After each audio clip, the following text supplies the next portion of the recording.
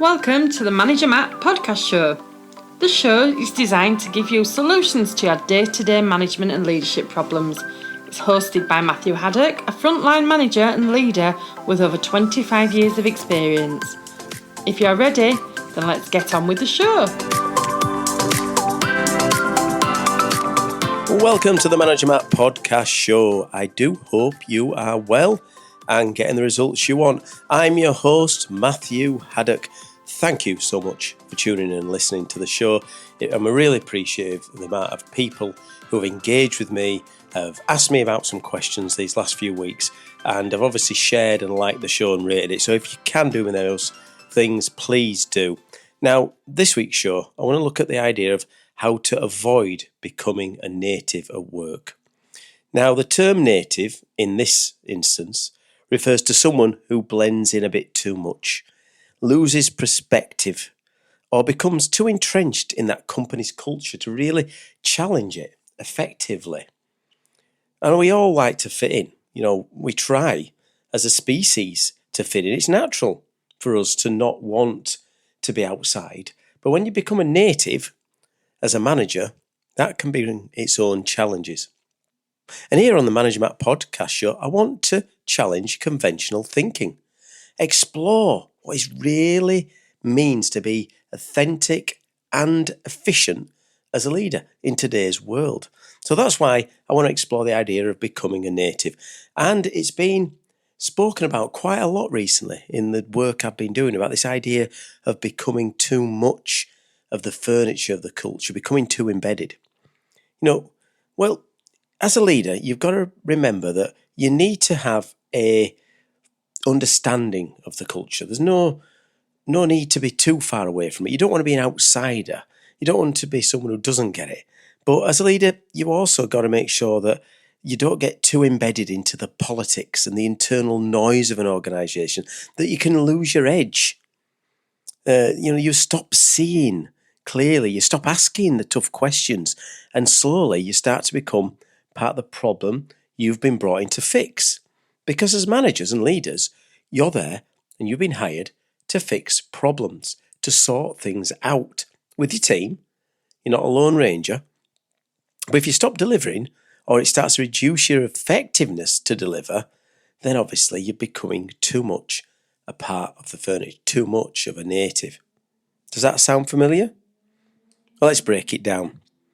What do I mean by becoming a native? Well, I guess the first thing is that, becoming the native sometimes sounds like the right thing to do. You're adopting what the team is like, you're becoming, you're fitting in, you're building trust. I mean, those are all essential things, no doubt about it. And you get it, you get what's going on. But when a leader becomes too immersed, then they stop that challenging that status quo. And they start to accept that awful word. You'll hear them saying it. The sentence will start coming out. Oh, this is how we always do it round here. And without pushing back at that point, you definitely stop bringing the outside perspective. The thing that you were there, the valuable thing that you had as a leader can start to get devalued. So it's a good analogy to think of an idea when you bring somebody new in. Say you're in a restaurant and you want to bring in a new chef. Because the kitchen's got a bit stale, you want to bring someone in, you've got to bring some new ideas to the menu. But instead of that new chef coming in and introducing some new dishes and really spicing it up, if they just turn up and start cooking the same old meals because that's what everyone else is doing, then you've become native. You've become a native chef, and that's the problem. Because your comfort is replacing your courage. Because you coming into a business, you should be there to challenge and push and get the results done. I mean, how many times have you been in a role and you want to make changes, but you sometimes slip into that comfort zone? Good example to do, and you get a minute next time you're at your desk or next time you're looking through some of your stuff. If you do have a notebook that you've kept, a lot of people do, day one, through your induction, you'll keep a notebook. Or maybe week one. Go back and have a look at that book. Have a look at all the things you wrote down when you first got into that business. Have a look at what you were going to challenge, what you were going to change, and then stand back and say, have I done any of those things? Or are those things in that first page or first few pages of your book the same as they are now? So why does it happen? Why does this happen? Well, there's a few reasons. There's a fear of rocking the boat, some people. If you're a sort of person who's new to leadership maybe, and you want to be fit in and you want to be part of the team, well, that's all great. But that's not rocking the boat is exactly what you're brought in to do. You're there to disturb and get things moving. So there's a fear of rocking the boat.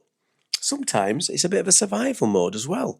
Let's be real, it's tough to be challenging the norms when you're still finding your feet in a business. So it can be hard. But if you wait too long and you go into too much of a survival mode, it becomes the norm to fit in. You are human. I know it's strange. People don't get it that the manager's human. But you want to fit in. There's a desire to belong. Everyone wants to be liked. But leadership is sometimes not about being popular. It's about progression and pushing the boat out and making the place go faster or efficient or safer. So you need to have the outside ideas. I mean, you should be fair, you should be transparent, you should be inclusive. That's what leaders do. But you have to make sure you still can make the tough choices to get the best results. And the problem with desiring to belong is sometimes you might not get the best results. And we all like to feel we're a team player. It's almost in us DNA. We don't want to be the one of the outliers, not in the crowd. But remember, sometimes a medication for a problem might not taste that good. And you, as a leader and a manager, are the medication to make the place better. So how do you avoid it? That's the best question. It's okay having the conversation about understanding it, but how do you avoid it? Well, okay, first thing to avoid becoming native, let's have a look at the tactics about it. Firstly, be aware that it's happening. If you're listening to the show and you're kind of having those moments thinking, oh yeah, that's me, you're becoming aware. Look at what you need to get done. Even if it's not the way things are done around there, what do you need to deliver? What is your purpose as a leader in that business? Have a think about that. And then there's some real practical things. Stay curious about things. Ask those naive questions, even if you've been there a while. Why do we do this? Why do we do it that way? What would it look like if we started doing something different? Keep that beginner's mindset. Stay curious. Ask the annoying why questions. Become the 5-year-old. Why do we do that? Why? Build in feedback loops. So you're looking at a feedback loop all the time. Don't just talk to your direct reports about this, but your peers. Get inputs from customers. Think about what they want. So you're always asking those questions from inside and outside of your industry or your business. Because if you've got that diverse feedback loop, it stops you becoming native. Schedule some reflection time. As I said earlier about reading your book, how many times have you done that? Maybe every quarter. Have a moment out where you go and have a word with yourself, talk through, have I become too much of a native? Have I not got the fresh eyes anymore? How will I need to change if I want to make sure that's happening? Make sure you keep your external contacts strong. Have a mentor or a former colleague in an industry group. You make sure that you can see what they're doing. And then they can bring that back, because if you become the company bubble and you become too much of the furniture and the culture, then you will have these issues of becoming a native. So if you keep your external contacts strong, you can still bring that back in. And empower your teams to challenge. That's something people don't do well. Let your teams challenge, because a lot of those guys might have just got used to doing it a certain way, and you can come in, give them the empowerment to actually challenge that and push back, but in a friendly and open environment. That means you're not just going to be, oh, don't do it this way, do it that way. You actually allow them to have the time, the energy to challenge, and they can challenge them becoming themselves native. You need to be clear that it's not always about being the most disruptive person. We talk about becoming a native as being a bad thing.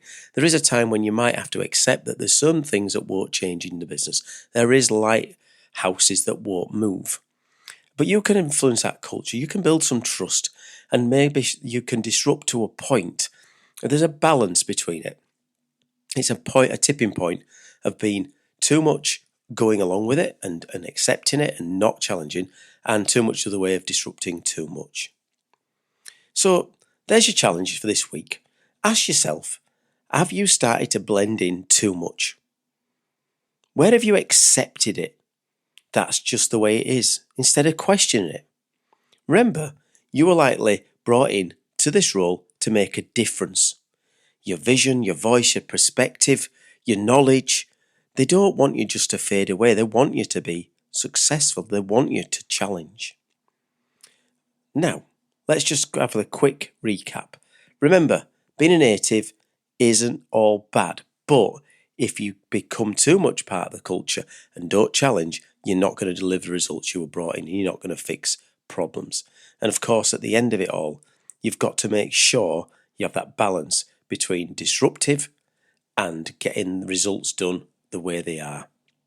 Okay, I like to challenge you another time. I've challenged you already in this show to go look at your first week's notes and see what you could change. I've also challenged you to have a think this week. Have I become too native? Have I stopped asking those challenging questions? Have I become part of the problem? Have I faded away? But what I'm really challenging you is, as a keen listener to Manager Matt, why not give me some feedback? Because I know that you want to, and I know you've done it in the past. So why not give us your feedback to managermattpodcast@gmail.com.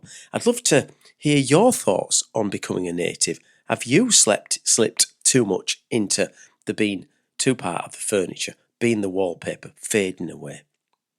And of course, we can also engage in new and old topics around it. And feedback is a gift. It's so free, costs you nothing. Right, well, that's it for Manager Matt this week. Thank you so much for listening, and goodbye. Thank you so much for listening to this Manager Matt podcast. We hope you found it interesting, helpful and actionable. One last thing, please leave a quick review on iTunes or with your podcast provider, as it helps to spread the word of Manager Matt. If you haven't already done so, please subscribe to the podcast, and if you did like anything in particular, send an email to managermattpodcast@gmail.com or visit managermatt.co.uk for more content. Feedback is a gift, so let's keep giving. See you next week.